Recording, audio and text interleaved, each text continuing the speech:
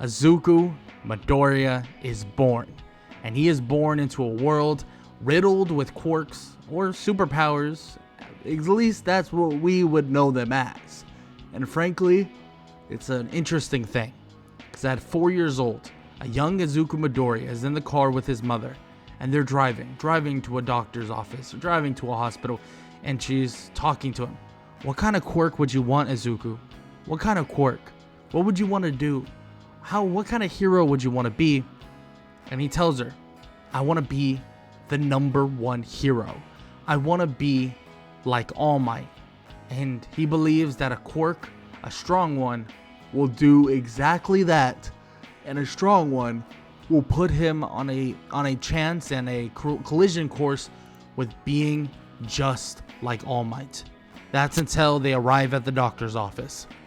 And let's just say they learn of stuff that Izuku would never want to hear in his wildest dreams, because he hears that he is quirkless. Izuku Midoriya is quirkless, and he's unable to gain the strength that he wants.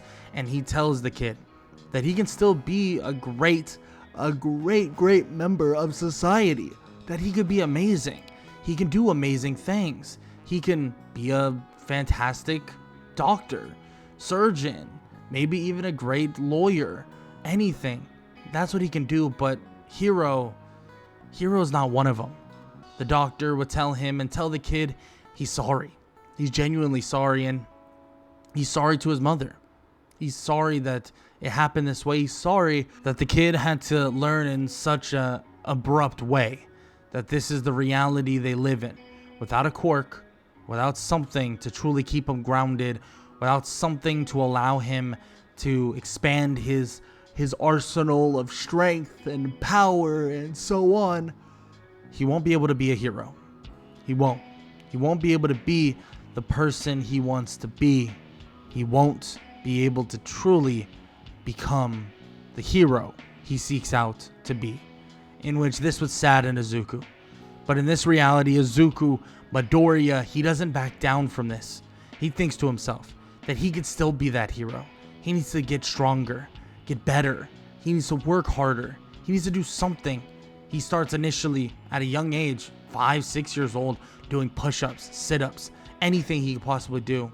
But even his mother knows that this is far from enough. This is going to be far from enough. And he's going to have to do so much more. And he might not even get there. He might not even get to the place, the point, or anything that allows him to truly become what he wants to become. And that's the sad reality of it. So what she decides to do, is to find out something, figure out something. And what does she do? Well, she decides to look up every single martial arts place in existence. Anywhere they can possibly go. She marks them all and decides, you know what? If my son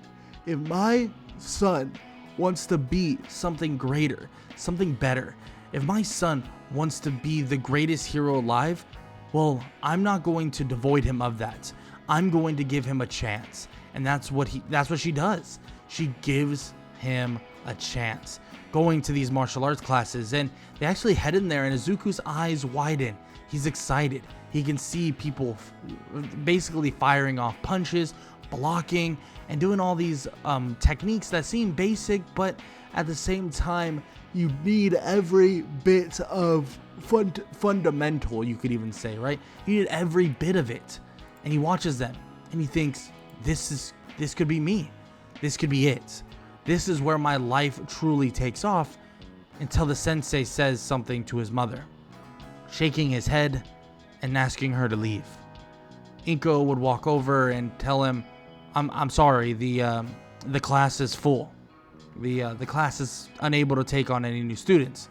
Izuku's like, oh, okay, well, what about the next class? Let's go check out somewhere else. In which Inko thinks in her head that the class wasn't full. It wasn't fully occupied, and that there's some other reason there, and that every other place that they go, she can almost guarantee that they're going to have the same reasoning.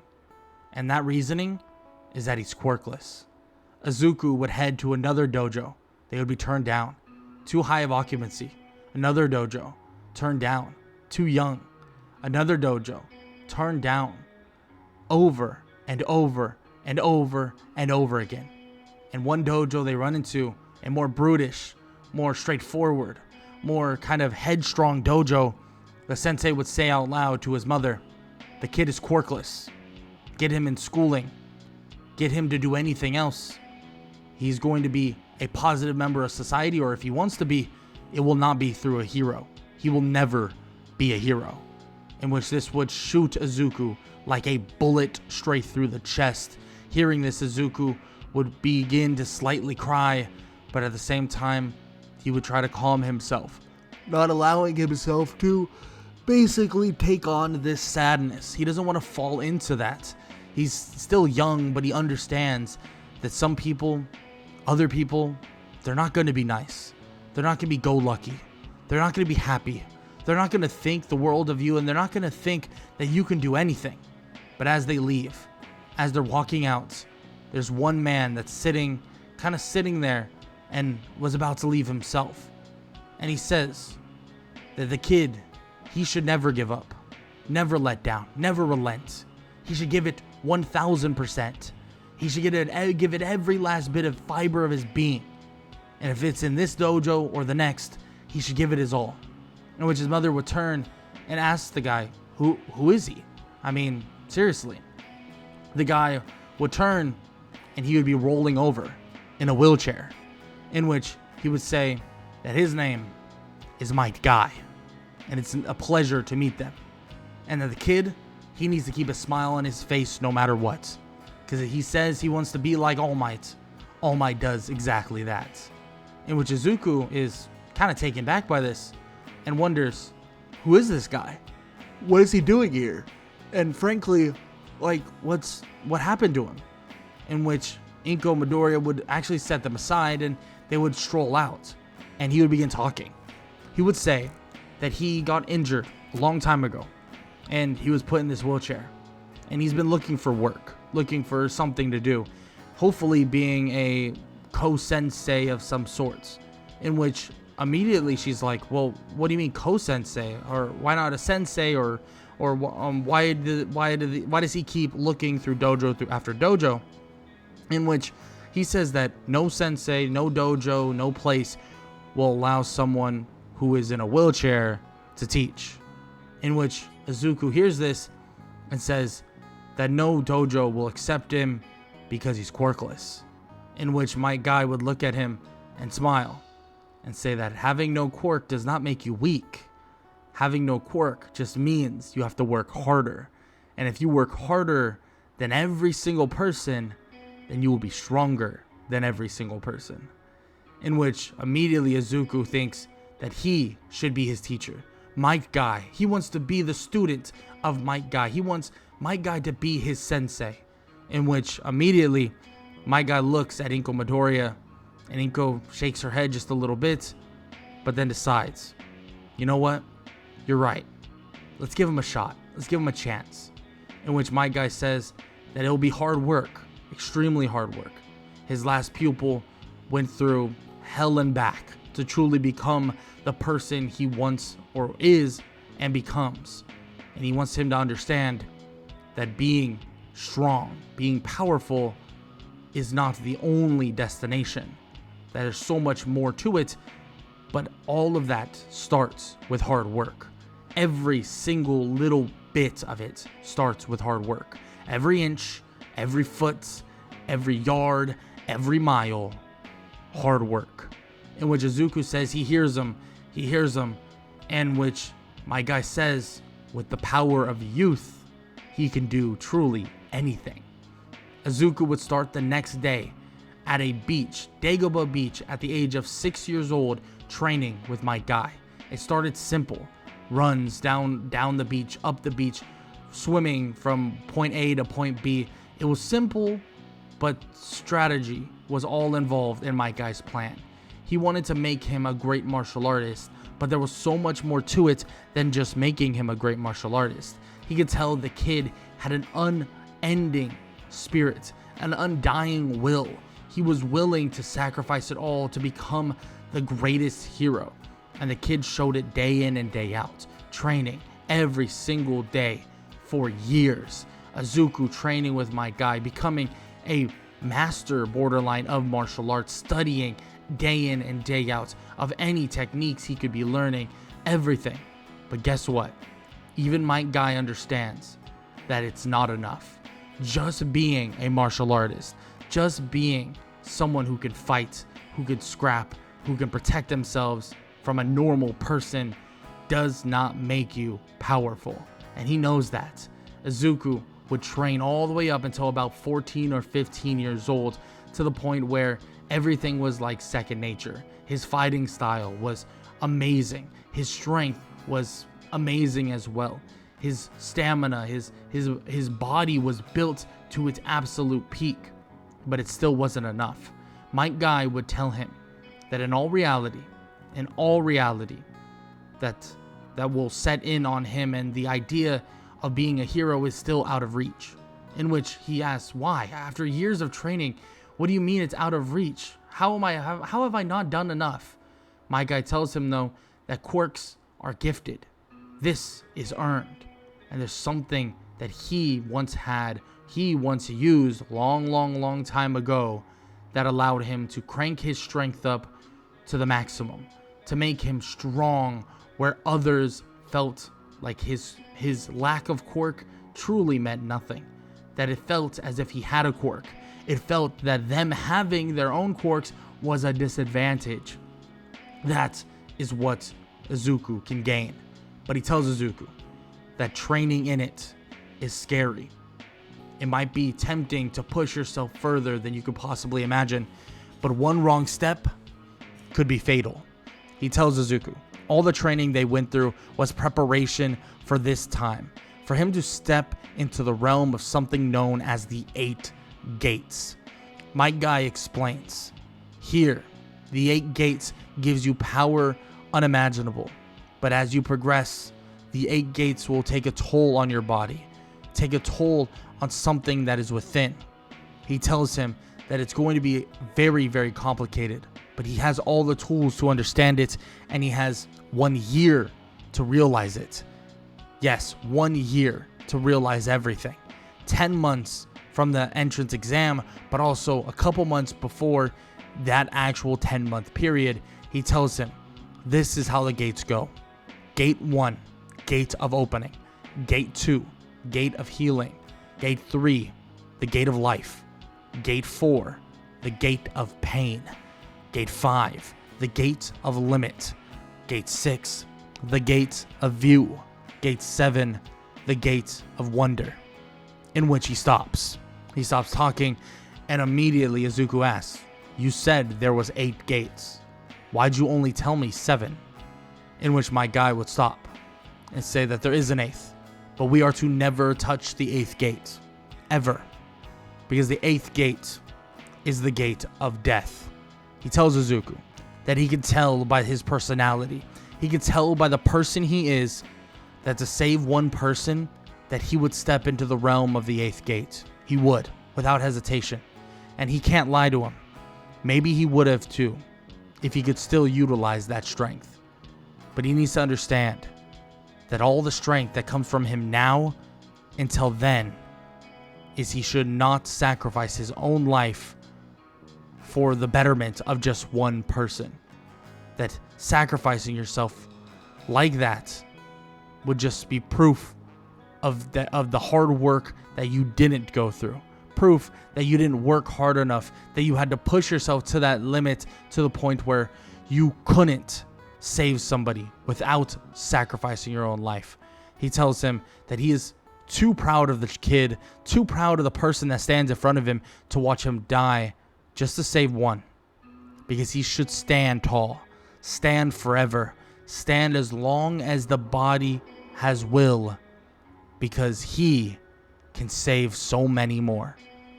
He could save millions. Izuku would be shocked to hear this, thinking that this power must be something truly great, something truly amazing. And so Izuku's actual training, even more training, would begin. Training with the gates, and also training with weighted clothing massively, helping him just gain immense power and strength. Izuku would begin to learn how to open the gates. It all starts with the first gate, the gate of opening, which he begins to utilize it, and it begins to remove the user's mental inhibitions. Opening this gate basically allows the user to perform the front lotus, a technique that can be used to tie up their opponent and slam them directly on the ground. Now, the second gate in which he is now stepping into is the gate of healing, which it increases the user's physical strength, and it even has the added effect of re-energizing the body, enabling it to rapidly recover from exhaustion. Those two right there are two that he is basically going to be able to utilize for now.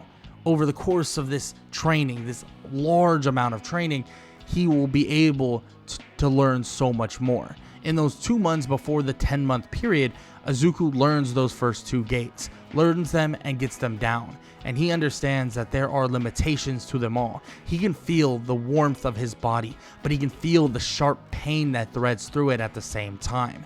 He knows the toll that it's taking on his body, and he knows the toll that it will eventually take on him in the very end of it all. But Izuku, well, he goes to school one day, and all he can think about is how to open that third gate, the gate of life. How do I open it? And he begins to think, and eventually he would be called out by the teacher over and over and over again. Izuku, Mr. Midoriya. And then Izuku would wake up. He would look and he would ask what's going on, in which he would say he's heard rumors that he's trying to get into UA. It's truly an interesting feat for someone who is quirkless. Bakugo gets enraged by hearing this, saying that he's a joke. He's a joke of a person. He's a Deku. He's useless. He should never try to get in UA because that is his job. He's going to be the first one to get into UA from this rundown, rugged school that is disgusting. He would then throw a punch at Izuku, but Izuku would just catch it, parrying it away and allowing basically Bakugo to just walk away scotch-free.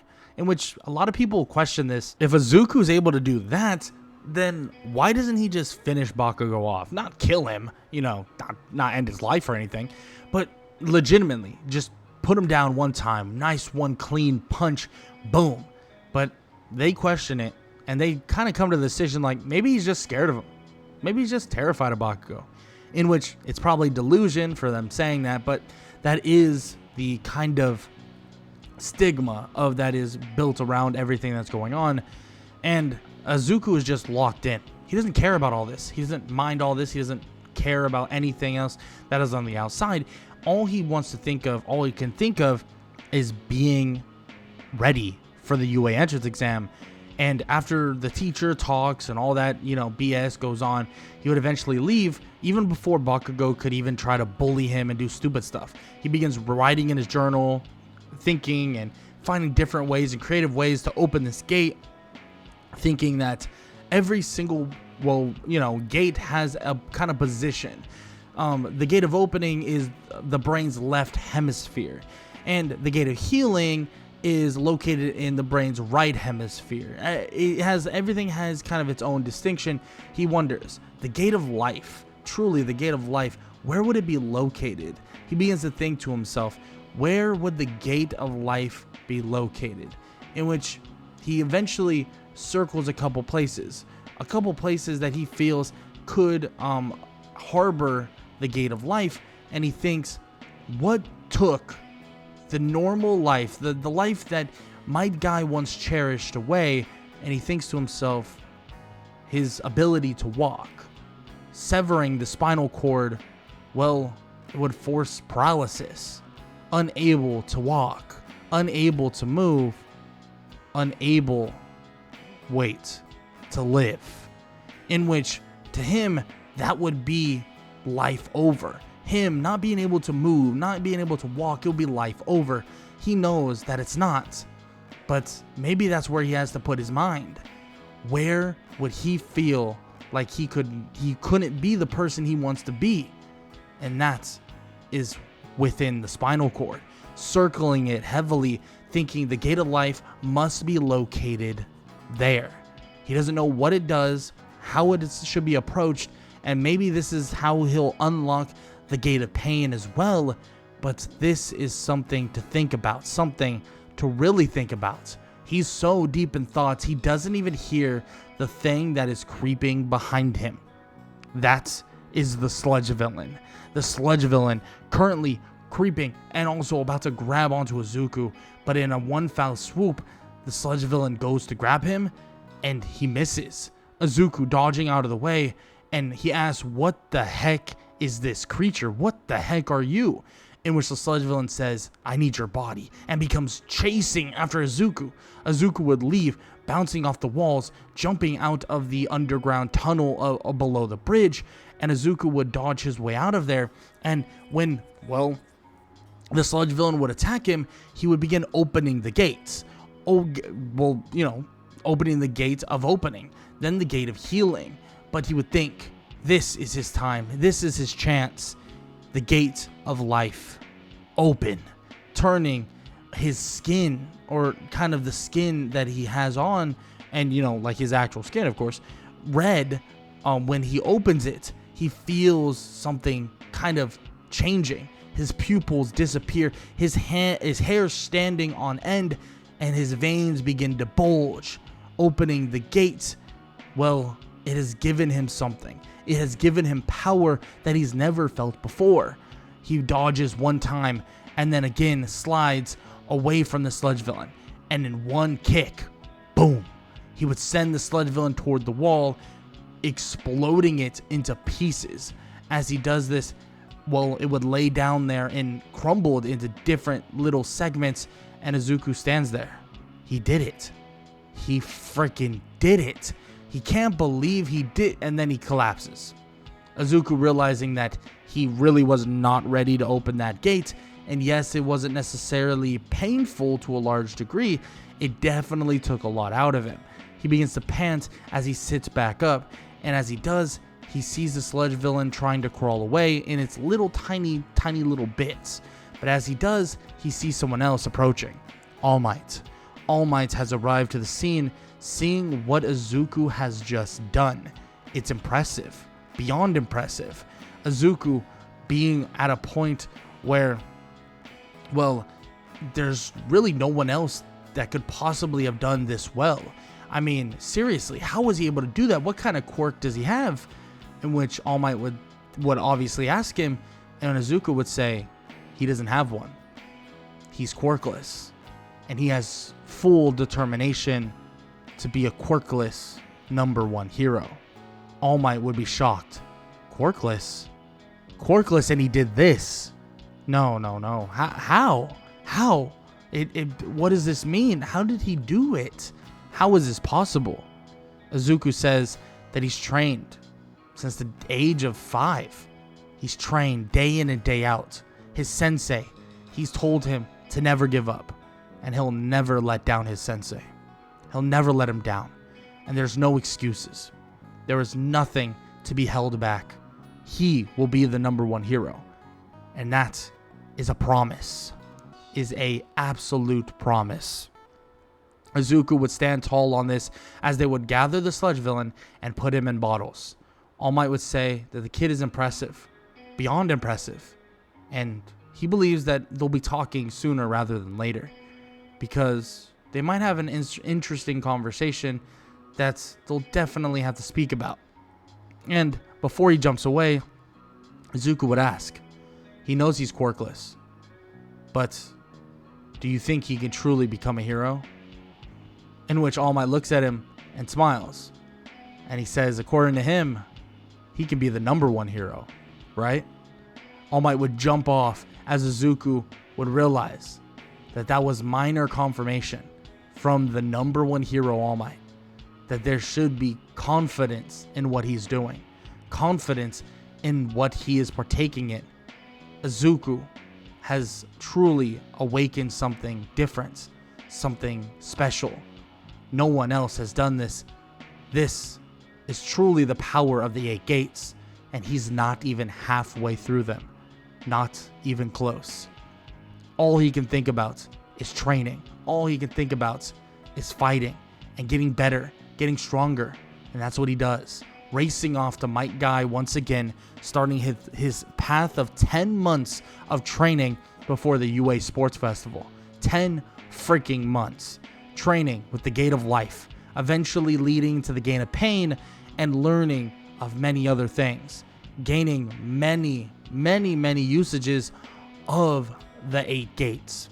Now, he would only, and for the most part, get to about Gate 5, the Gate of Limit, which is kind of like this gate that seemingly increases your strength after completing the Reverse Lotus.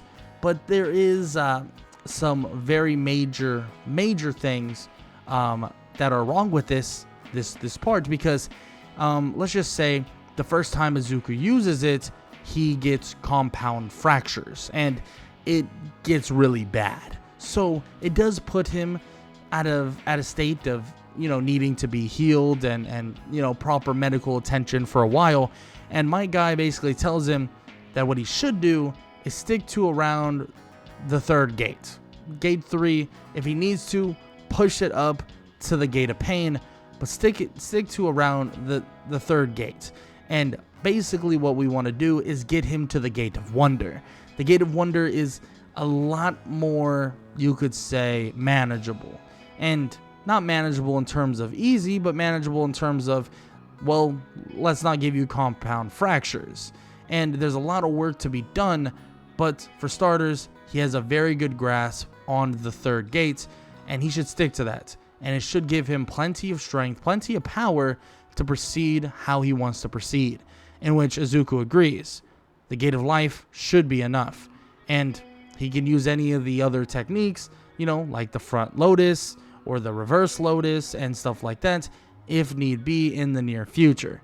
But for now, the 10 months would be exceeded, 10 months would be granted and over, and it would be time for Izuku Midoriya to take on the UA entrance exam.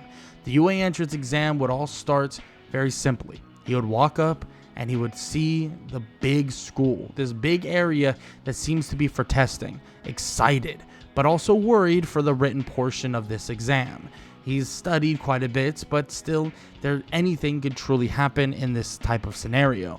And frankly enough, Izuku's nervous and, very nervous nature causes him to fall.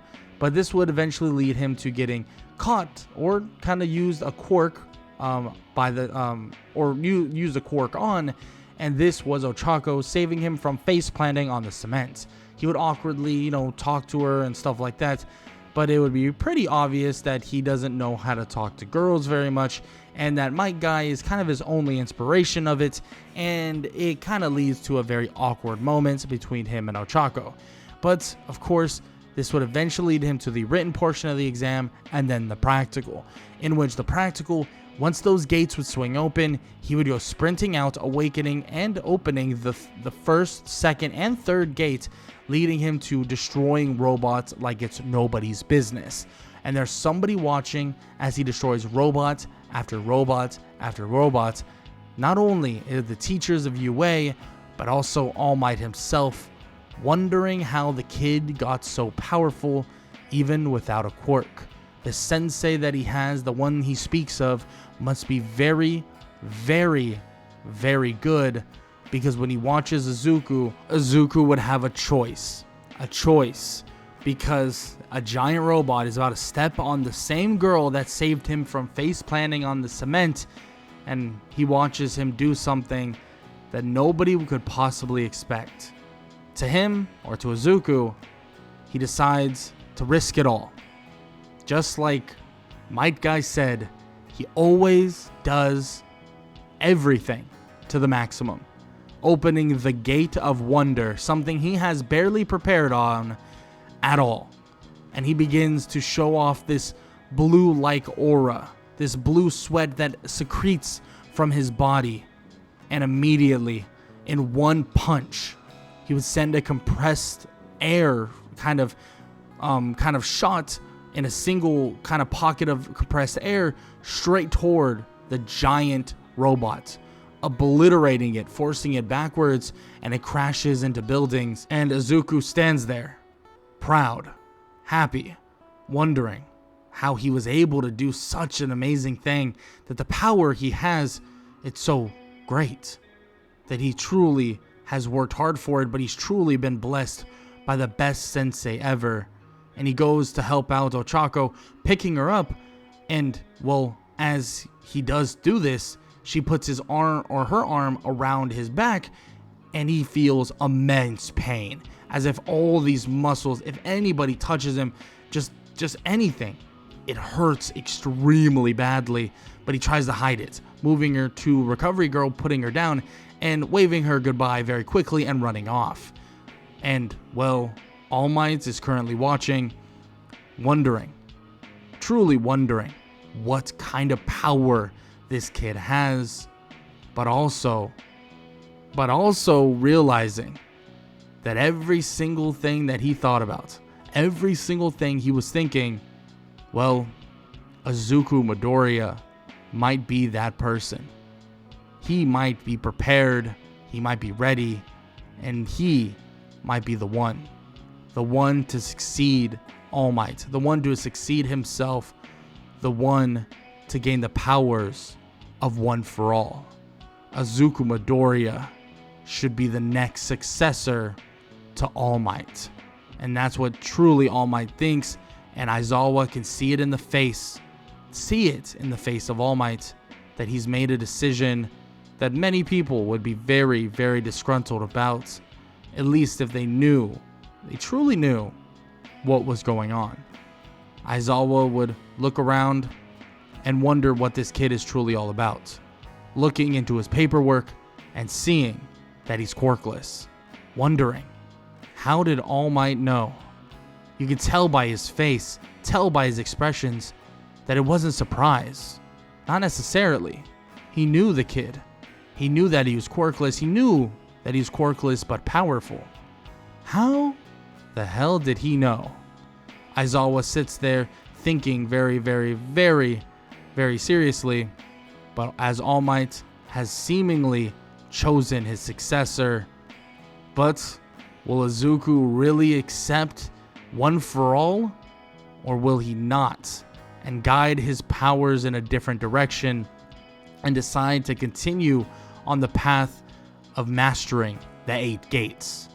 Well, you're gonna have to find out in part 2 of What If Deku Was Trained by my guy. Now it's time for Izuku Midoriya to go into UA High School. A quirkless student is finally gonna enter UA, and he has full plans on being at the very, very top. But here's the thing. When he got the invitation to get into UA High School, it was not only an invitation that was telling him that he got in, but it was an invitation that was telling him that he got into Class 1A and that he was a top 3 student. This would floor Izuku, him thinking that this is insane. All the progress, all the hard work, it all paid off. And he tells this to my guy and explains everything. And my guy's happy for him, extremely happy for him, saying that he is on the road to being the #1 hero. And soon, that is exactly what he's going to be. He's going to be that #1 hero. He's going to be the #1 hero of them all. In which Izuku obviously would head off to UA for his first day, and when he would arrive, he would basically see a bunch of people, a lot of different people, various types of people, various types of students or powers, and so on and so forth. And Izuku would be excited. I mean, who wouldn't be? This is your first day for the rest of your life. You're going to become someone even better, someone greater. Izuku started this journey without a quirk, and he still has none. And he worked hard, scratched, clawed all the way up to the point where he has now put himself and, well, what he feels to be in a place where he can genuinely be someone extremely powerful, which is flat out impressive. Izuku Midoriya has really opened the gates, and no pun intended in that direction, but he has opened the gates to his new life, the gates to what he wants to do personally, and that's be a hero. And his first day, when he sits down and all those people crowd in, all those students sit down as well, and Aizawa walks in telling them all that they're going to be working and doing a quirk assessment, and he's interested to see what they're truly capable of. And when they all walk outside, they all settle in and all get ready thinking, what are they going to do? Well, Aizawa would call up one person. Not the number one student, not the person who is the best quote unquote on paper, but the person he's most interested in. He didn't say this, out loud, of course, but he requests Izuku Midoriya to step up. And he wonders, why Izuku? Why would he have Izuku step up first? Well, he wants to see what Izuku is really about.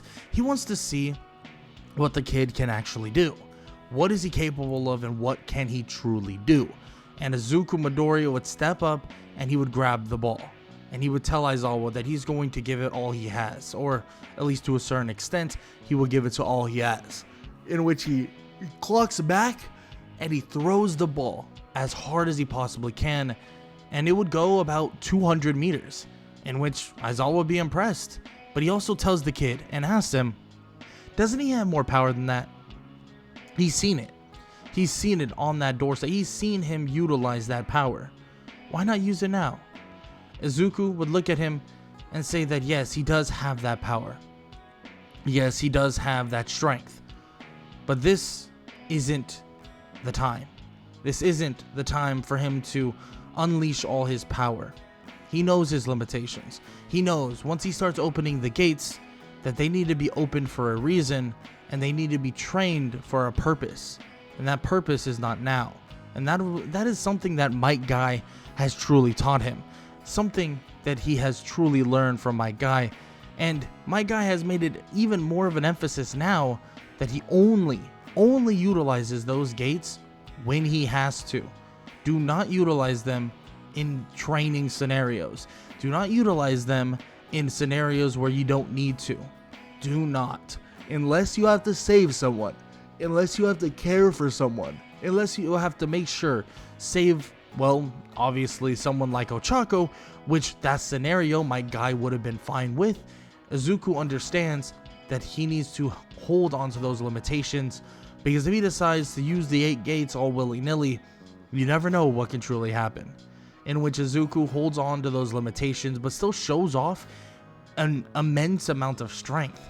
I mean, he even goes and starts doing the kind of speed test, the race, and the kind of how high can you jump, how far can you throw a ball, how fast can you run, and so on and so forth. And Izuku, well, he would show off and he would be pretty damn good. He would be at least in the top 10, and everybody would be wondering, I mean, how good is he really? Like, this is insane.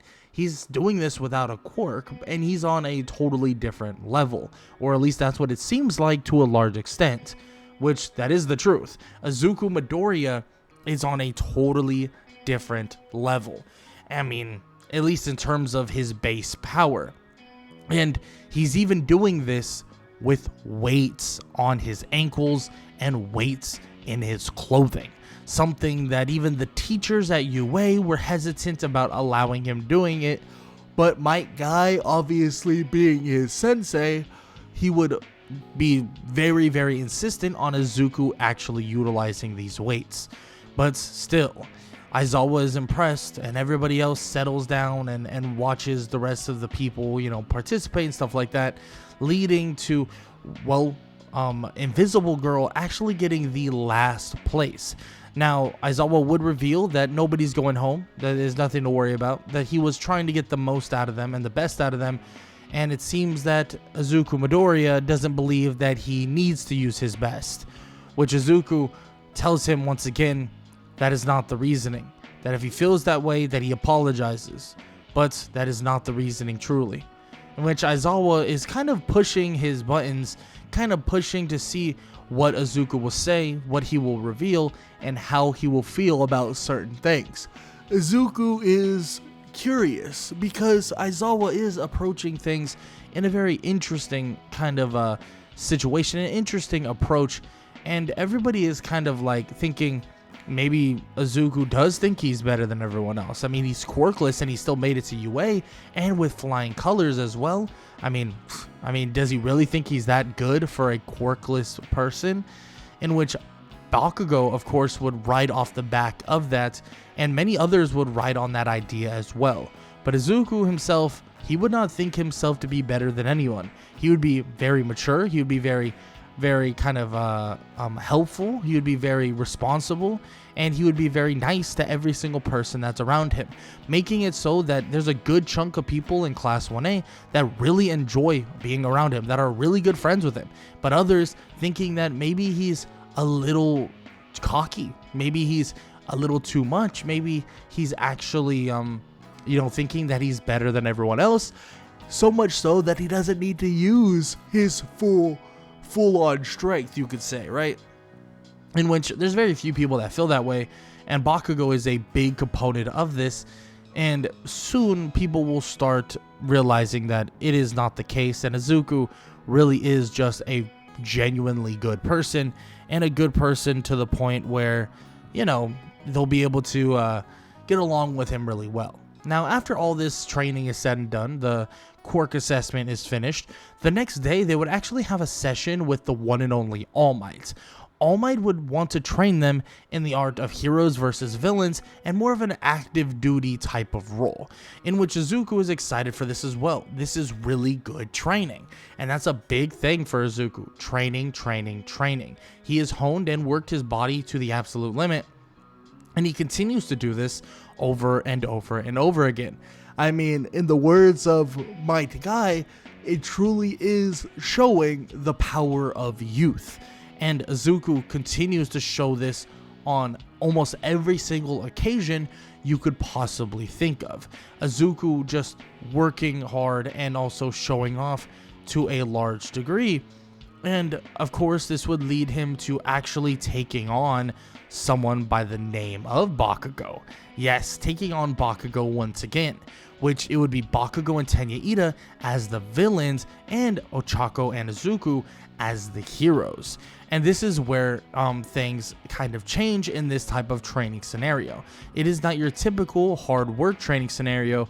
It is a scenario where the heroes will have to basically seize a bomb, touch the bomb, and so that it basically would count as them getting or winning or capturing the bomb, and the villains would have to stop them from doing it in a 5-minute period, in which Izuku and Ochako talk about some sort of plan, basically that could arise, but a plan would not be needed, especially when they walk in and Bakugo comes barreling down to fight Izuku immediately, and Izuku would immediately kick him straight in the stomach, launch him straight in the air, and then immediately come basically wrapping him in what seems to be bandages.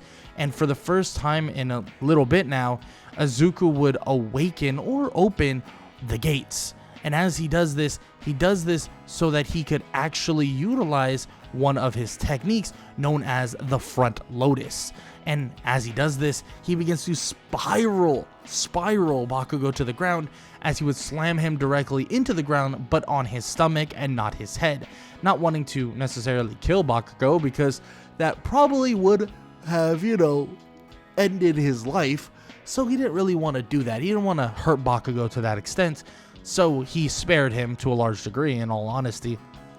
And he would knock him out and leave him there, captured, wrapped up, and allowing both him and Ochako to head up to face Tenya Ida.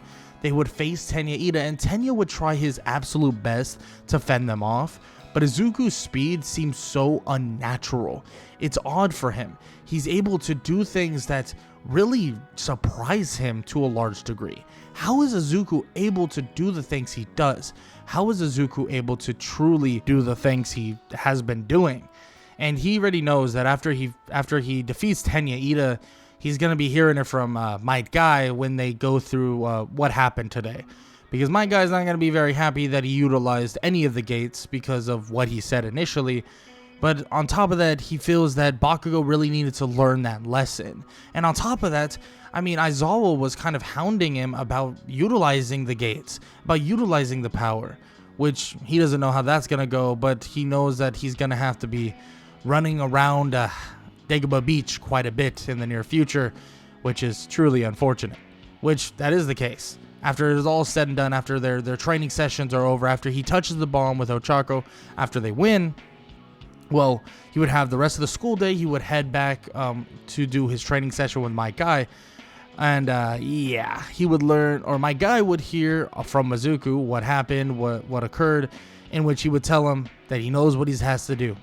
That's 1,000 laps around Dagobah Beach, which of course, you know, that may be over exaggeration necessarily, but he does have to run quite a bit, and he just continues to work hard day in and day out. If it's not in UA, if it's not in Class 1A, as his training and stuff like that, he is working hard and training with Might Guy.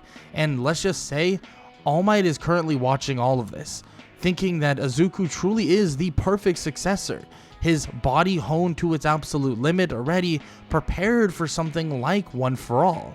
But he doesn't know. He wonders, maybe he should talk to Might Guy first. Maybe he should ask him a question. Ask him if the kid really is ready for this type of responsibility. And eventually, when everybody's cleared out, when it's just Might Guy and that's it, he would walk up to him. All Might would introduce himself, and Might Guy would obviously know who he is. He tells All Might that many have looked up to him, and that includes him. I mean, he is a great hero, a great mentor, and somebody who can really be someone that people should look up to. In which eventually All Might would ask him if he believes that Izuku, young Midoriya, would be ready for the power of One for All, power of this, or power of All Might himself, explaining the situation, explaining everything, in which Might Guy would tell him that Izuku has paved this way as a quirkless hero, paved his way as someone who was ridiculed, bullied, but never gave up, not even one bit. He utilizes the power of youth to its absolute most, and he would just look at this like a shortcut, and that's the reality of it. He would tell All Might that Izuku is not the one that they should be giving this to. It's not because Izuku isn't ready, it's not because he isn't prepared, but it's because Izuku would feel a lot worse about his own journey as a hero if he chose to do so. In which All Might would tell him that Izuku could help so many more. Izuku could basically save so many more if he just decided to take on this quirk. In which, of course, All Might, or Might Guy, would tell him that he understands that. Almost every single person in the world would understand that. But Izuku has trained day in and day out. He doesn't understand what Izuku has gone through. He doesn't understand the amount of ridicule, the dojos that shooed him away. Every single time he tried his best to take that leap forward, they would throw him down the stairs, making him climb, scratch, claw all the way back up. And once he met the kid, he knew that the kid was ready. He knew the kid was going to be the greatest, and he is going to be. But he doesn't know if Izuku can accept that he can only be the greatest with the power that is gifted to him, not worked for. That's the issue. Which All Might nods and says that he hears him. He 100% understands now. He gets it. And he wonders if Izuku would feel the same. Which Might Guy says he doesn't know. But he knows that All Might will make his decision to either tell Izuku or not to tell Izuku. Or offer Izuku One for All or not offer him it. Which, of course, that will be his decision. In which All Might initially would want to make the choice of telling Izuku. Initially, he would want to actually give Izuku One for All, telling him that he wants to speak with him before they go on their USJ trip, or their basically training session at the USJ. But when Izuku would arrive, All Might would hesitate. All Might would wonder, does he really want to do this? Does he really want to offer this to Izuku? Maybe Izuku would feel like he can't turn this down because it's All Might. Maybe he'll feel like he can't turn this down because this is an opportunity that nobody else would possibly in their right mind ever turn down. So he decides to offer Izuku extra training, offer him training in the near future with an old master of his by the name of Gran Torino. And this is his way of basically offering extra training instead of offering the quirk of One for All, in which Izuku would happily say that he would love to be involved in that. He would love to train with an old master or an old sensei of, well, the one and only All Might. He knows Might Guy would be thrilled for him, and he knows that it would be a great opportunity and a great chance to truly learn some new skills, in which All Might would nod his head and say that's great to hear, and they'll talk more about it after the UA Sports Festival, but he should get going. He should get going and go to his training at the USJ, which, of course, Izuku would nod, and he would head off. All Might, just not knowing if he has really the one to tell or even get Izuku to feel a certain way, right? Doesn't know if he should really even offer this to Izuku now, especially after everything that was said. Izuku would head off with his class to the USJ, and this would be an experience and a chance and also a situation that he would never think to ever be in, because when they would arrive and they would situate themselves and they would all begin to think about what they're going to do at a rescue facility, they begin to see portals open up. Portals begin to pour out villain after villain, and now this is a scary, scary situation. Izuku would look to Aizawa, and Aizawa would shake his head, telling him to not do anything. Do not do anything. In which Izuku would abide by that, would listen to Aizawa, believing that maybe Aizawa really does know best, in which he would eventually get teleported away with Tsuyu and also Mineta, getting out of the water initially and trying to come up with a plan to get across this giant lake that is surrounded basically by villains, or water type like villains that are in the water kind of surrounding them, in which with his strength and Tsuyu's ability to jump, they should be able to kind of propel themselves away, in which Izuku says that he's going to probably have to use quite a bit of strength, and it's going to hurt him pretty badly, and it's going to definitely overwhelm some of his body, and it's going to hurt like an absolute mother effer, and he's going to do it no matter what though, because he needs, and they all need, to get out of this situation. Which Izuku, they would all jump out, and he would open the gates, opening to the the like fourth, maybe even fifth gate, and he would immediately just punch toward the water, and he would get like quite a bit hurt, but luckily enough, since he has a lot more training with it, it's nowhere near as bad as before. Normally he would get compound fractures because of this gate, opening the fifth gate, but now it's not nearly as bad, but he's still relatively hurt, just hurting at least to an extent. But luckily they're able to get over that area, and basically a whirlpool of things would suck all the villains down into the water and basically get them all stuck with the sticky balls of Mineta. And this, of course, would lead to the obvious capture of those villains. But Izuku would start heading toward where Aizawa currently is, and he is worried about him. Aizawa is finishing up all the villains, but he's worried about the creature that stands not too far away, the creature that seems to be massive.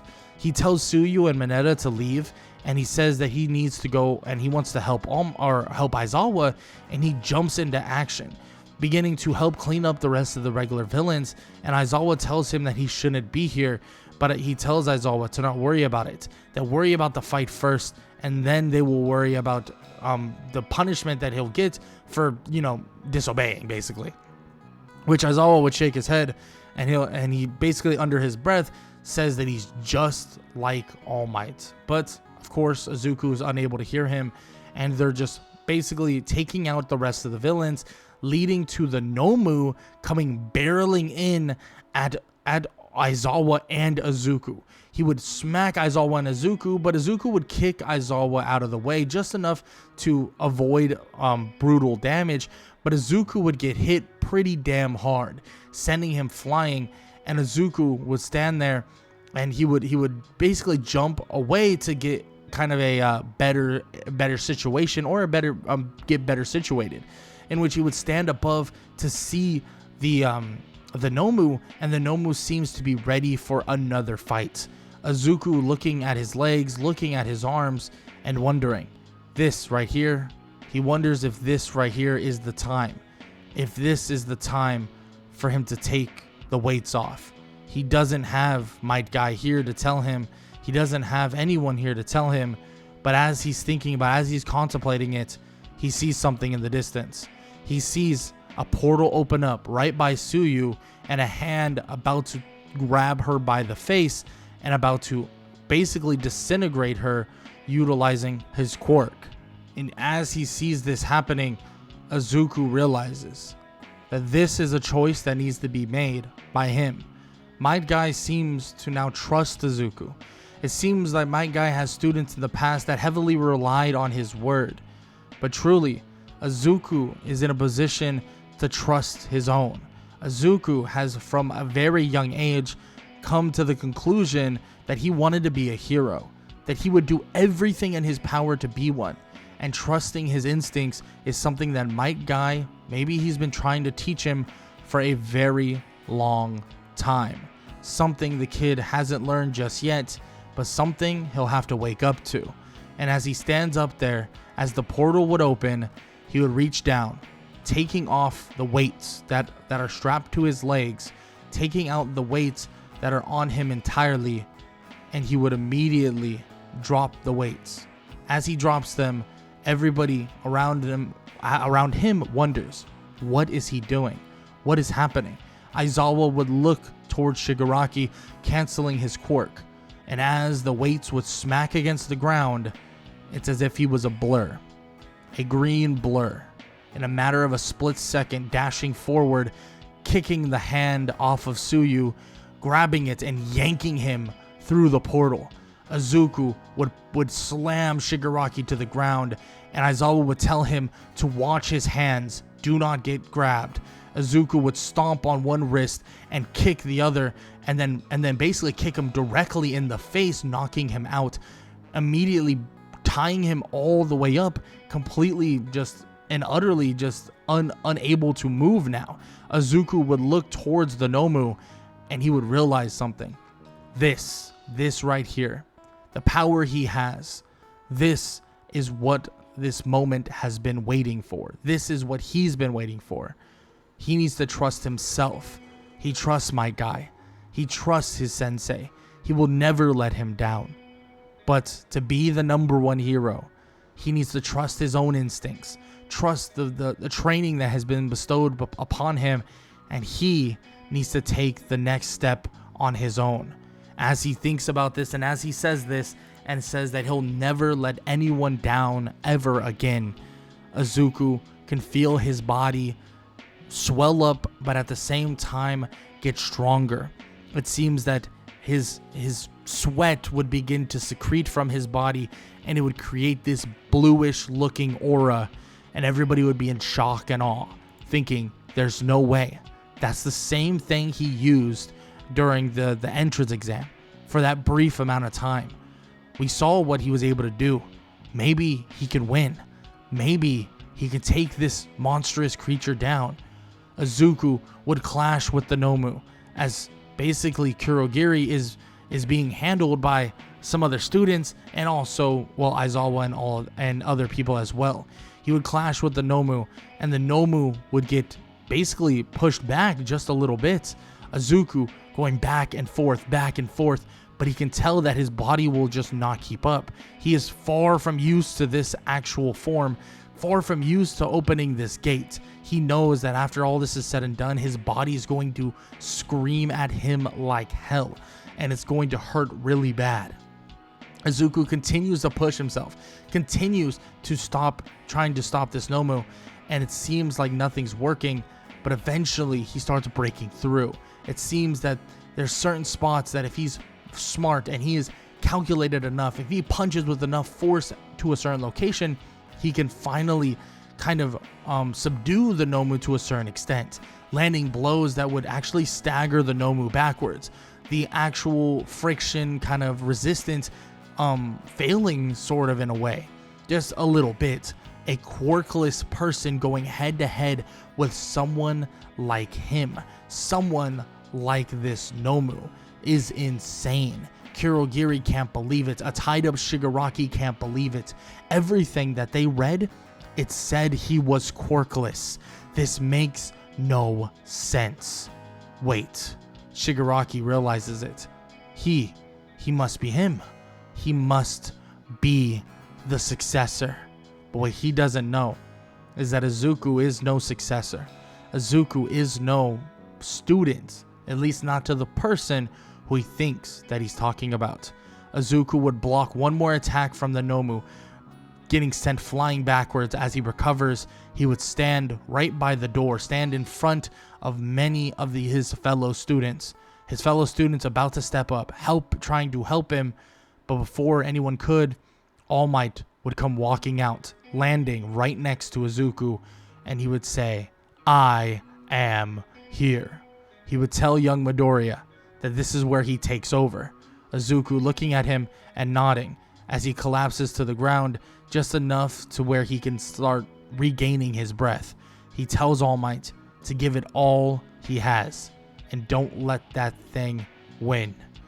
All Might would smile and he would say he has no intentions, and it seems like All Might is ready to take down this beast.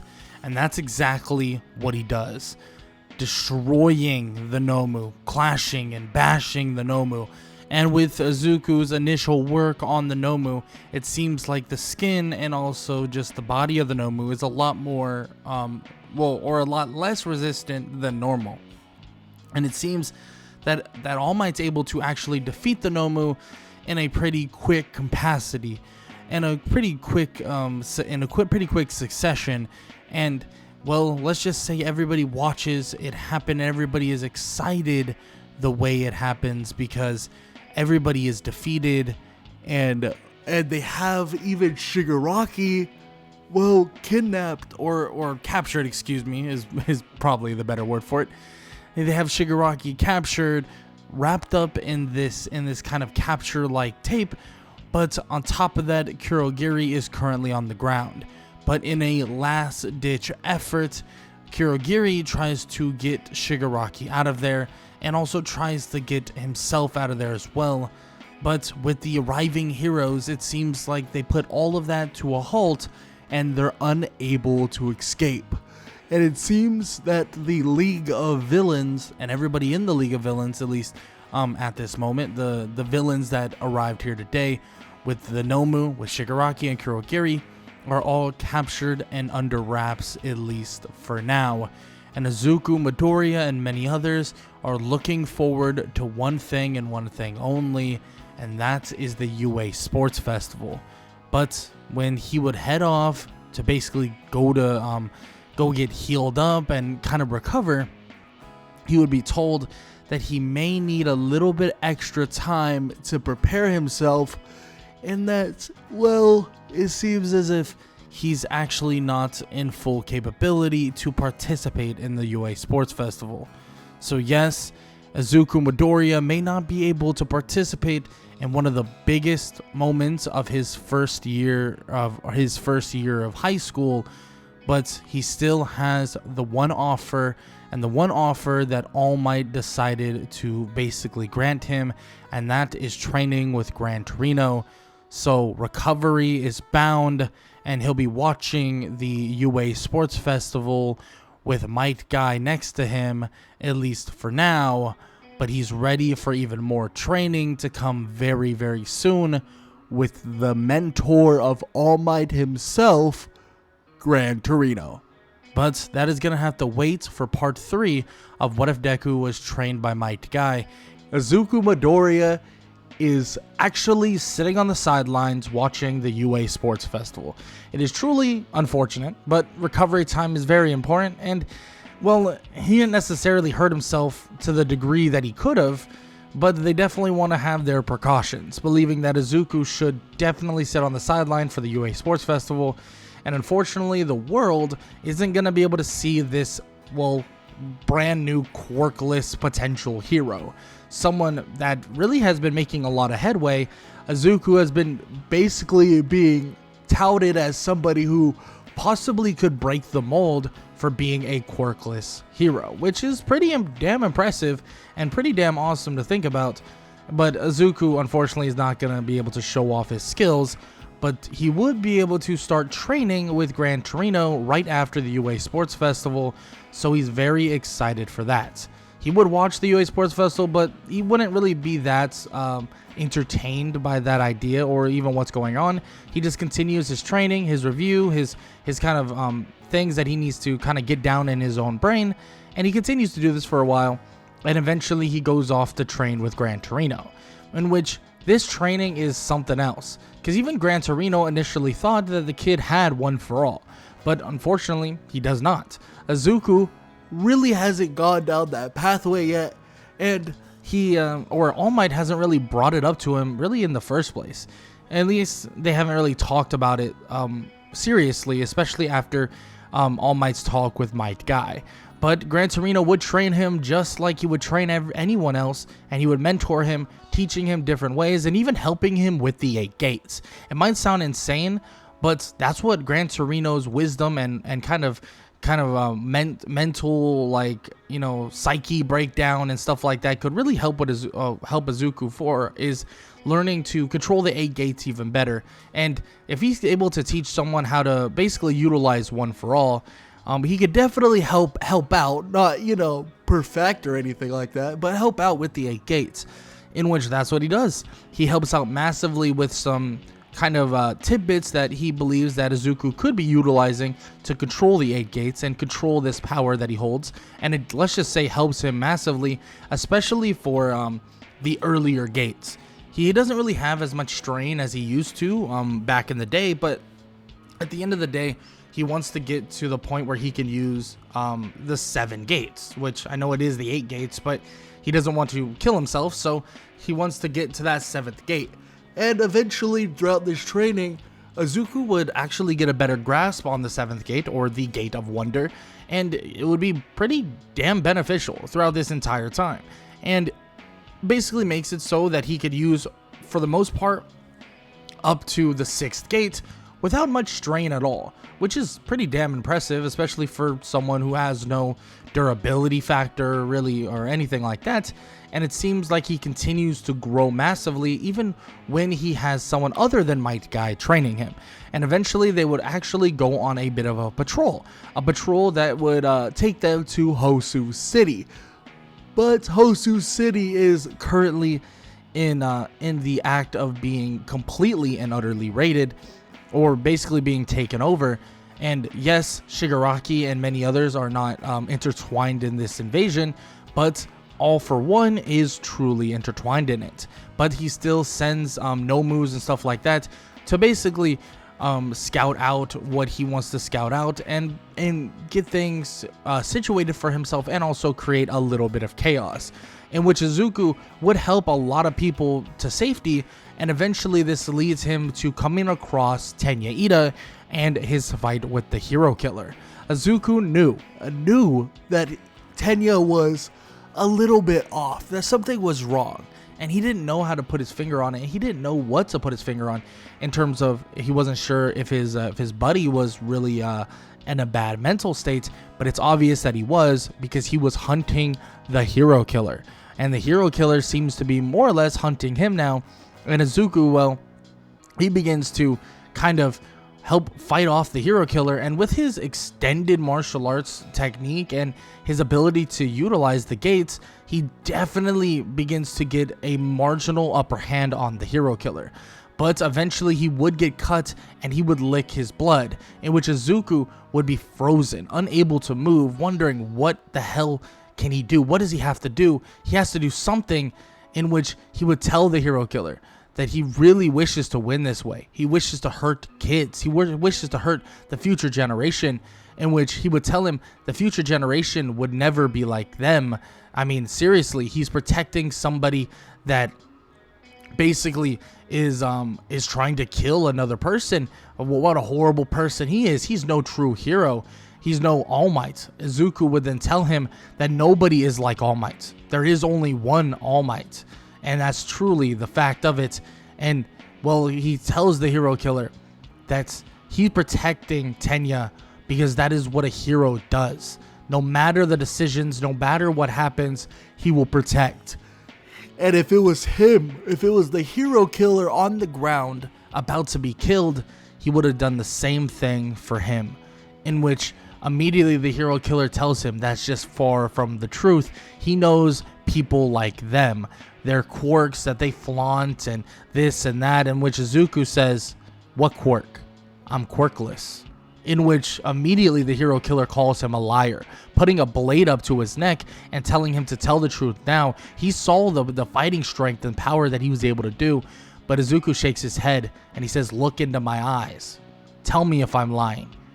I am quirkless." In which the hero killer would look into Izuku's eyes and then back up as if he's stunned by what just occurred. He realizes the kid is not lying. He is quirkless. A quirkless student jumped in front of another student to help save him, and he did it without even thinking of the consequences. He did it without even wondering the consequences.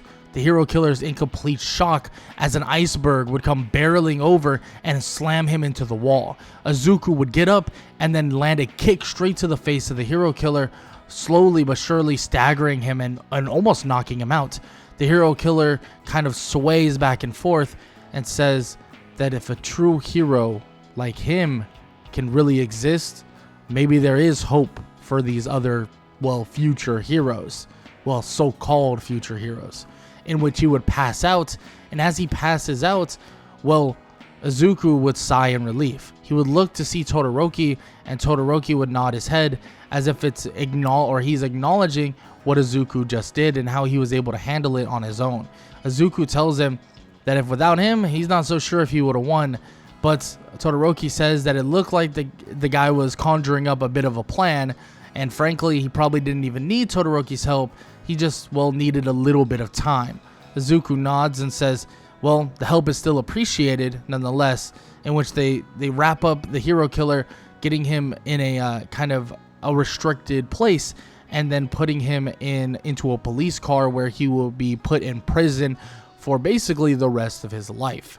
But of course, Endeavor and many others would have to take the credit for this, in which Izuku would even apologize to Gran Torino about what he has done, about putting basically his name on the line here, because he knows that he wasn't supposed to be in that situation, but he couldn't just allow someone to get hurt. In which Gran Torino says he understands.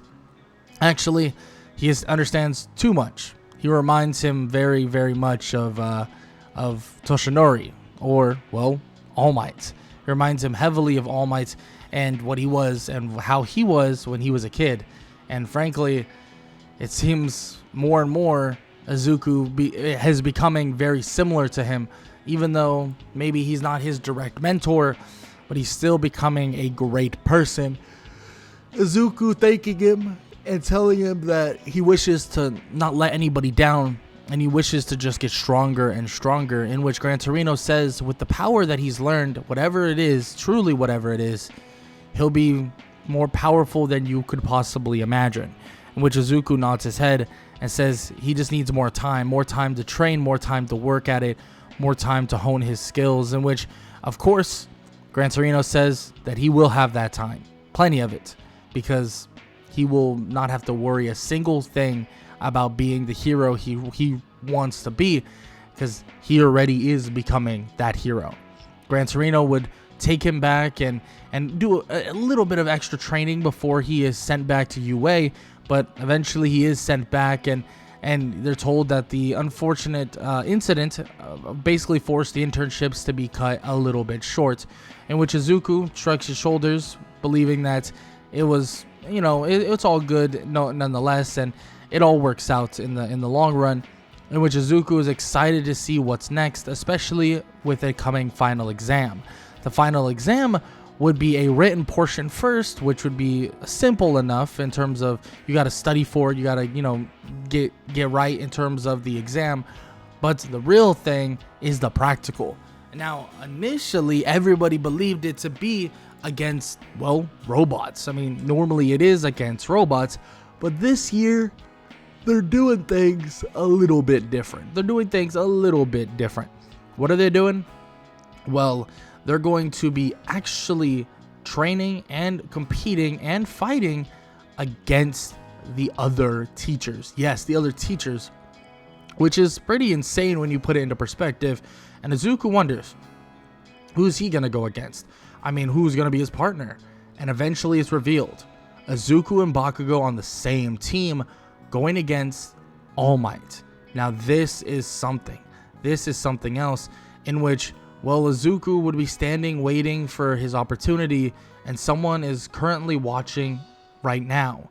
Currently watching and waiting for Izuku to take the stage because, well, UA has invited him here. UA invited him to watch his pupil take on the #1 hero with the assistance of Bakugo, of course, in which Might Guy would pull up in his wheelchair and he would be watching, telling the kid to show him and show everybody the power of youth, in which Izuku would nod his head and he would be determined to defeat All Might, in which he would tell Bakugo that they have no other choice. They're going to have to work together, they're going to have to fight together, and they're going to have to defeat All Might together. Izuku would await his turn and step up as the gates would swing open, and Izuku and Bakugo would go charging forward. There may be a lacking mutual respect between the two of them, but one thing is true: they want to defeat All Might. They want to beat him, and they want to show that they are the future of the hero world. And Izuku doesn't care if he's quirkless, that he's going to show everybody that even without a quirk, you can be the hero you want to be. Izuku immediately going into the 7th gate, not hesitating a single bit. He would actually be able to put on a bit of a clinic against All Might, and the reason why he somewhat struggled against the hero killer was he was not ready for the quirk that was being revealed. And in this term, All Might, don't get me wrong, is extremely powerful, extremely fast, and all the above.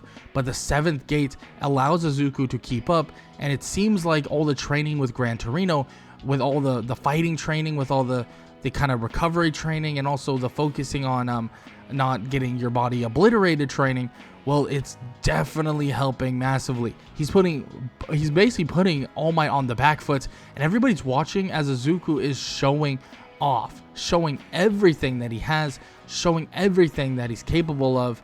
And he even doesn't have his weights on.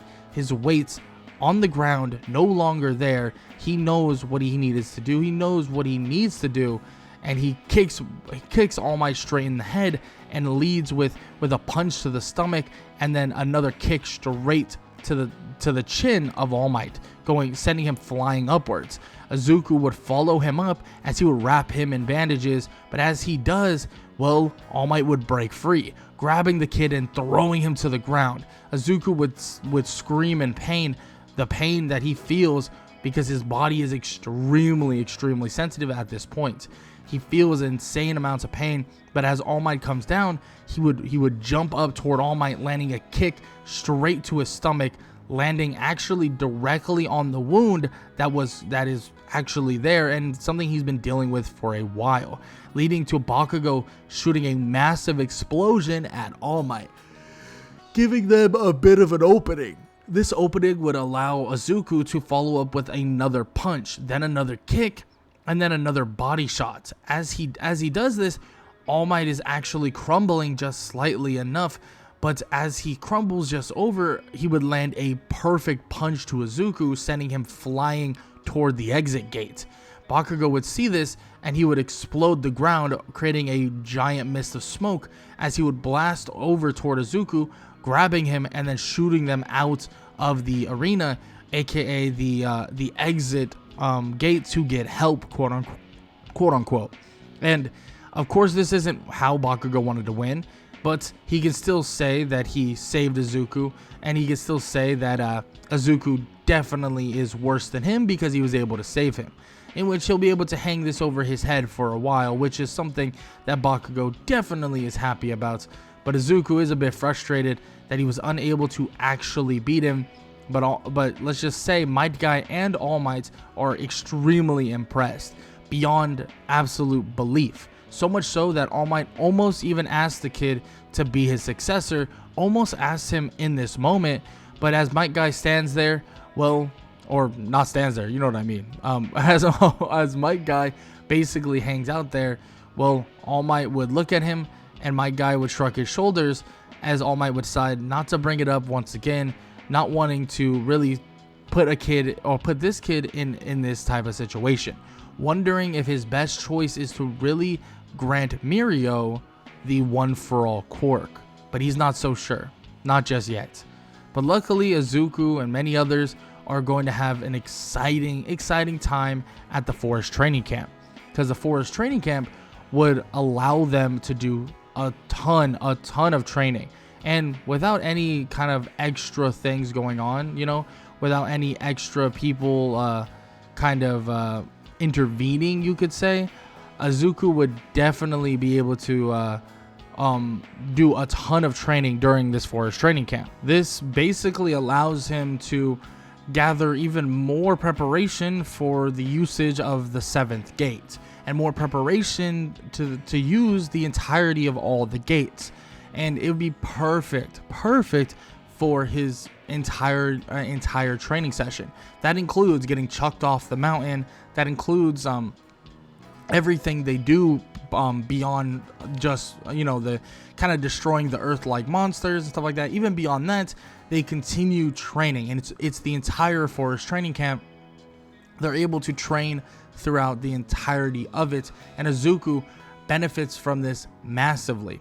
But when they start heading home, when they would soon head home after this amazing training, after this this insane progress, they would have no clue what's waiting for them. No clue that they'd be walking or driving right into a catastrophe.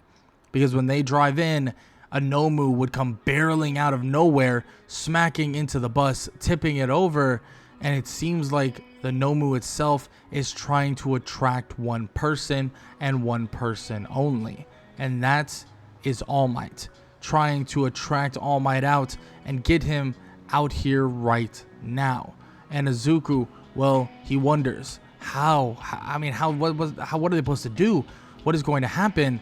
I mean, seriously, like, they got to do something, in which Aizawa would say they are doing something, in which they would get all the kids to a safe spot, and they would watch on a TV as All Might would fend off multiple Nomus, defeating them, and then having to face off with All for One, already tired, already exhausted, and already bloodied. Izuku would say that All Might can't win. He can't. He needs help. He tells Aizawa this, and Aizawa says that nobody here, nobody anywhere will be able to help All Might in this fight. Izuku, in his own kind of way, thinks, what if there is a way? What if he can help? He has to try. He has to do something. He has to do something, right? Izuku doesn't know. He doesn't know what he should do, in which he would turn around and see all his friends, all of these students looking at the screen intently and wondering what could they do even if they were in the situation. Izuku would shake his head, and he would immediately start walking toward the door, Aizawa telling him to stop right now or he's going to make him. Izuku looks at Aizawa and says, no offense, you aren't going to be able to stop me. I'm not like the rest of them. I have no quirk. I'm quirkless.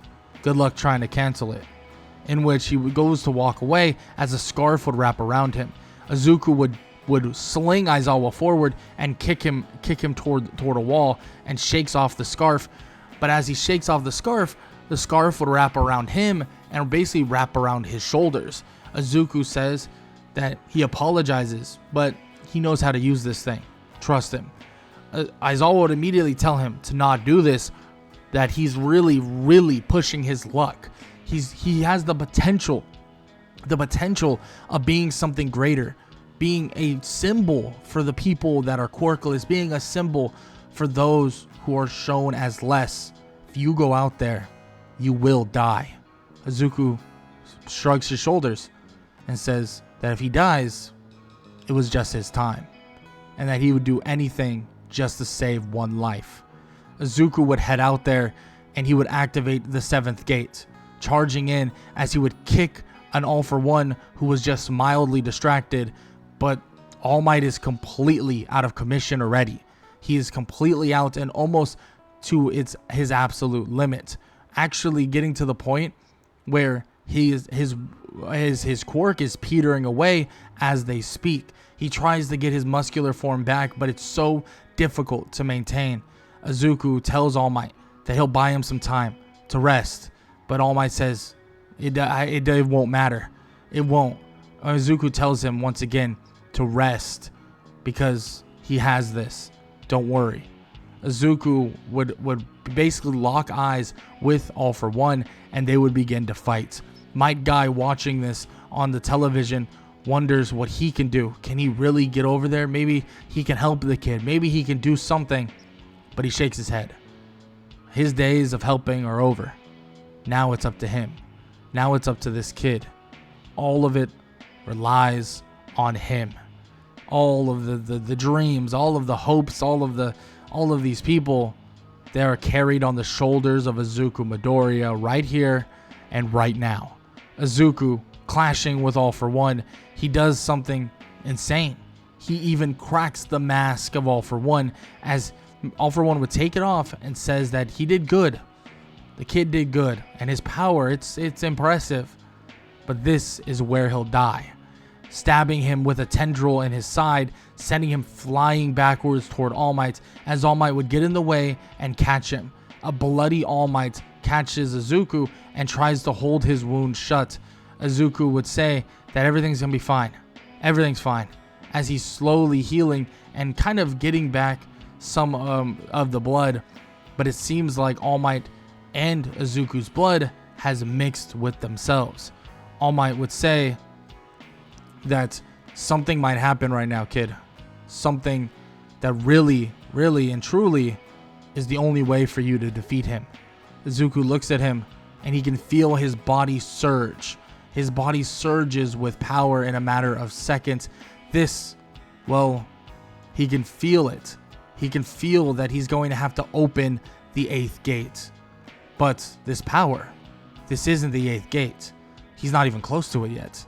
He hasn't even fully decided to open it yet. What is his strength? What is his power? 10%, 20%, 30, 50. He feels it. It's surging through his body. Izuku looks at All Might, and All Might nods his head as he shrinks down entirely, going into his small might form permanently. And Izuku would stand there, electricity sparking off of him. But it's odd. It's like this bluish mist-like electricity, one for all, combining with the 7th gate. He would charge forward in a split second and land a punch that would send All For One flying toward the ground, leading to him following up with a kick straight to the face, and he slams All For One multiple times as All For One tries to recover and shoot back tendrils and even throws Nomus his way, but each Nomu down with a single punch. The speed is ridiculous. The speed is uncanny. It's nothing he's ever seen before. The power he holds. What does this mean? What is this? Who are you? Izuku stands there with blue lightning striking off of his body, flickering over and over again, and he would tell him that he is Izuku Midoriya, the quirkless hero, landing a kick straight to the head of All For One. Might Guy watching, cheering Izuku on, and he would go spiraling toward the ground, and Izuku would stand above All For One as All For One is out cold entirely. Completely out of it, completely done. All For One would be defeated. Izuku would raise his fist to the sky, and immediately he would say that I am next. Izuku would look at the camera and say that I am a quirkless hero, and I will be the next All Might. No, I will be the next great hero. Immediately, Japan itself would start screaming, start yelling, would start being excited. Izuku Midoriya has done it. He's saved the day. He's saved All Might. He's defeated All For One. But what did it cost? What did it truly cost? All Might no longer will be able to utilize the quirk that makes him who he is, but Izuku has it. Does this deteriorate what Izuku has worked for, trained for everything his entire life? Does it get rid of all the hard work that he's been trying to uphold? Izuku would let All For One get taken away, All For One, the League of Villains, completely and utterly erased, and soon they would find information on this monstrous creature by the name of Gigantomachia, and they would be able to even get him under wraps pretty quickly with the help of various heroes, because he wasn't exactly ready to be awakened just yet. But the main thing on Izuku's mind is what happens with All Might, what happens with his someone who he's looked up to. He might not be his mentor, Might Guy is, but he still is someone he's looked up to his entire life. What happens to All Might? In which All Might tells him that All Might truly is no more. The power he has now gone, but Izuku says that maybe, just maybe, All Might, being All Might, is so much more than just having power. Being All Might is so much more than having the strength and having the power and having the saves. Maybe it's time for him to help and save others in a different way. He would look at Izuku and nod, and he would think that the kid is right. He's 100% right. And he hates to spring this on him, but he would like him to maintain One For All, maintain the power, and utilize it to its fullest extent. But remember, that quirkless part of him, it'll never go away just because he gained a quirk. The gates, the 7, the 8 gates, the power, the strength, all of the things he's worked for is proof of a quirkless human being being strong enough to stand up to the most terrifying and the most dangerous people in the world. All Might tells him this, and even Might Guy, who is currently there at UA, would solidify this.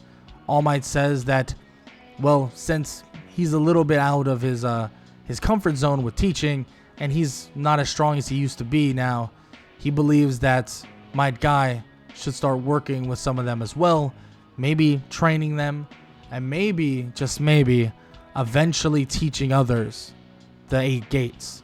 In which Izuku smiles and thinks that's a great idea, a fantastic one. But he tells Might Guy to go easy on him. Don't hurt the other kids. In which Might Guy would laugh and say, of course he definitely will not go easy on them, because how is he going to shape them into the future heroes if he tries to let them off easy? In which Izuku laughs about it and says that's exactly what he wanted to hear, in which he tells All Might that he will be the best hero he has ever seen, and he will make sure to carry on the legacy of One For All proudly. But of course, there's so much more to do. So much more. Izuku may have gained a quirk, gained a power, gained this power of the #1 hero, but his journey is far from over, and you're going to have to find out what happens in the next and final parts of What If Deku Was Trained by Might Guy. Izuku Midoriya is now so much more. He has literally been given the torch of the #1 hero, and everybody watched it. Everybody saw it, and he even proclaimed it. He is no longer the quirkless underdog he once was. He now is the true heir apparent to the #1 hero. Izuku Midoriya is the future of Hero Society and the future of UA High School. And that comes with a lot. When I mean a lot, I mean a lot. Because, for starters, he would immediately be offered multiple positions at multiple different agencies. And on top of that, would be practically handed, which, don't get me wrong, he's definitely earned it, but he is basically handed a provisional hero license. At the end of the day, he was shown to be the successor of All Might himself, and media channels all around, from from basically the news stations to any independent sources would be broadcasting about Izuku Midoriya, about this person, about this so-called once quirkless hero now gained the power of the greatest hero ever.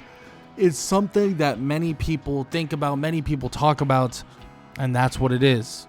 Izuku is, well, the number one hero. Izuku is the reason why so many people are safe right now, so they want to give him so much. But Izuku's just a kid. He's just a kid, a teenager. And many people, well, they don't look at it like that anymore. They begin to watch him under a microscope. Every single move he does, every singular move he does, they are watching him. And that's the reality of it. Izuku Midoriya is no longer the person he once was, no longer the student in training. Now, a lot of people believe he's at the point where he can handle it all. He's at the point where he could be that hero now. And, well, he begins to start working in work studies quicker than you could possibly imagine, even getting an invitation from one of the top heroes known as Sir Night-Eye. Of course, Sir Night-Eye knows that the kid is the successor to All Might, and he actually isn't amazingly fond of Izuku Midoriya. Izuku would definitely get in his better graces sooner rather than later, and Sir Night-Eye would eventually realize the reason why, well, All Might is so fond of the kid. And in all honesty, the way he got the court, the way he gained One for All, wasn't necessarily your traditional way. It was through a way of need, of absolute need for power and need to save everyone. And that's exactly how it happened. And frankly, maybe that's exactly how it should have happened. And Sir Night-Eye eventually comes to terms with that and eventually would start treating Izuku a lot better. Would be treating him like the hero he really is, and would be treating him like the future of this society. And they begin to work on several cases, and that would include the Overhaul case of the Shiya Hazaikai. But there's a lot to be done with that, or in regard of that, and they begin to kind of work on it to a massive degree. Izuku just working with Sir Night-Eye to find this person, but it seems like they can't really nail in exactly where he is and nail in exactly what's going to happen.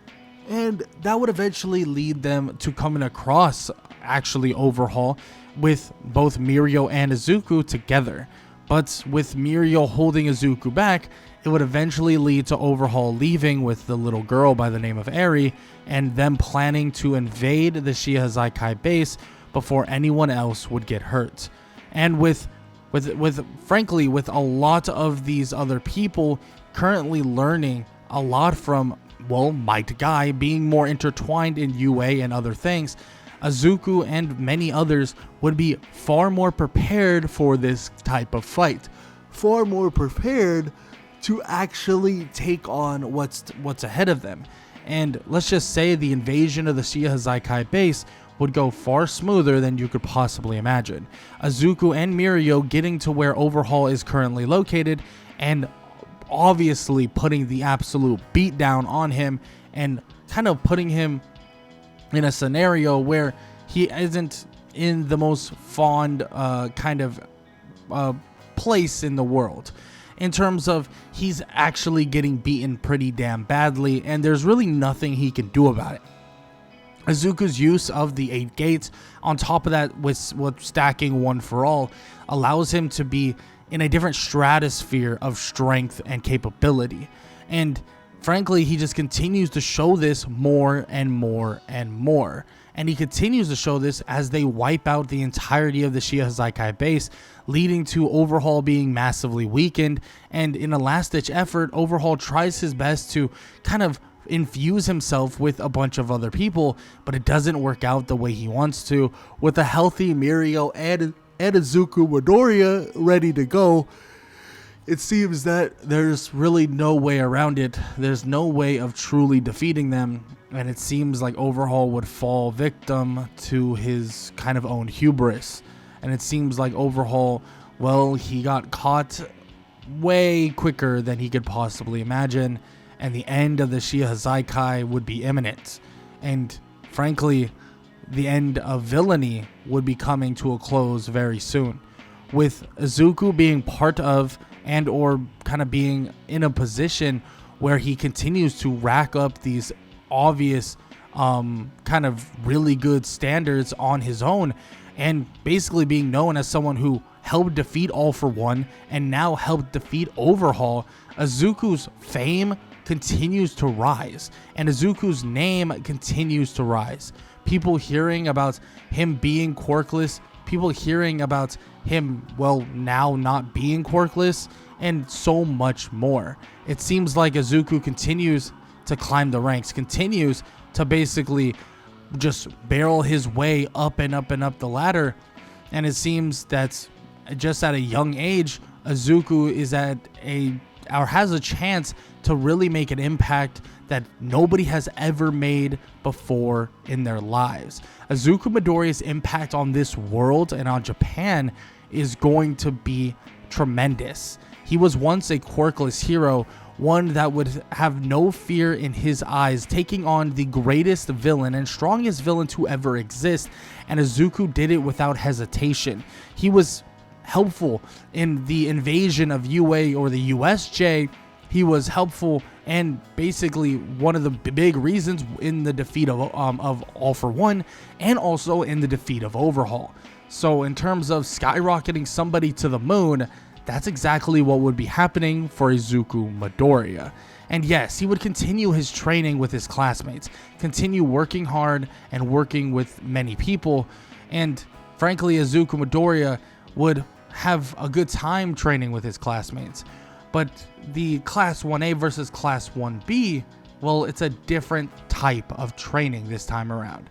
Izuku would actually take on all of his classmates, all of his entire classmates from Class 1A and also Class 1B, and he wouldn't necessarily be out to try to win, but to really see the progress that they have made. Izuku being able to utilize close to at least 50% of One For All. On top of that, with the 7th gate, he would be able to basically show off a power that is beyond so many people.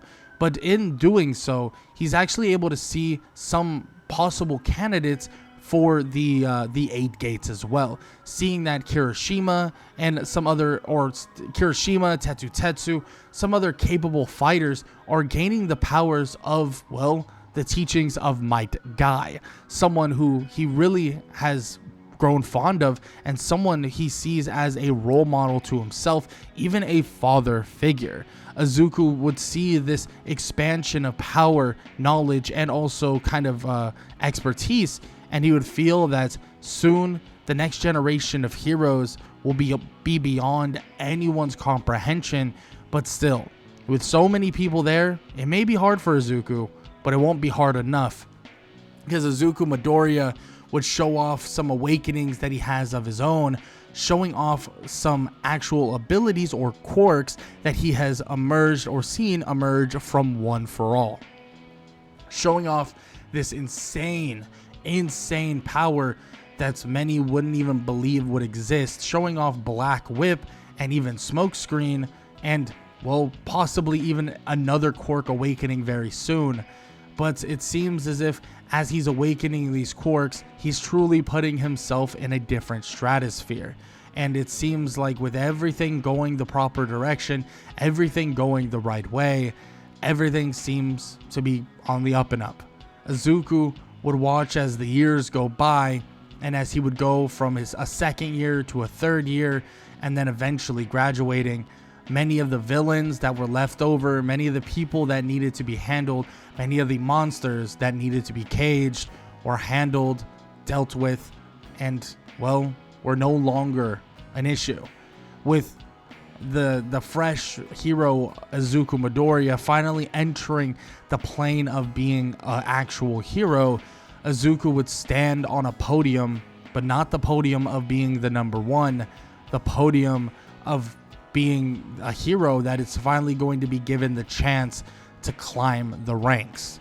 Because soon after he graduates, there is one person who is the number one hero and someone who refuses to give up that marker, refuses to give up that status, and that is Mirio Togata, other known as Lemillion. But Izuku has no other expectations. He has only one goal in mind, is to obviously become the number one hero and to show everyone that even when you are quirkless, even if you started quirkless and maybe he isn't now, well, you can still be whatever you want. Many people will remember him as someone who was the successor to All Might, the one who was granted the quirk of All Might himself, but he will be the one to remind them that he started this journey quirkless, with 2 hands, 2 feet, and one will to live, to survive, and to be a hero. No matter what the narrative is, no matter the idea of him being the successor of All Might, it all started with him looking for a dojo. It all started looking for a sensei. And it all came down to Might Guy training a quirkless loser into an absolute hero. And that's exactly what Might Guy did for Izuku Midoriya. And Izuku, throughout the years of being a hero all the way until he's the number one, would sing his sensei's praises from Might Guy to All Might to many others that have introduced him and also helped him along the way. Izuku Midoriya carries their will and their passion along with him all the way to the top. Even if he has to knock off a good friend by the name of Lemillion, he'll always have that goal of being the number one hero. And this is where the story of Izuku Midoriya will end.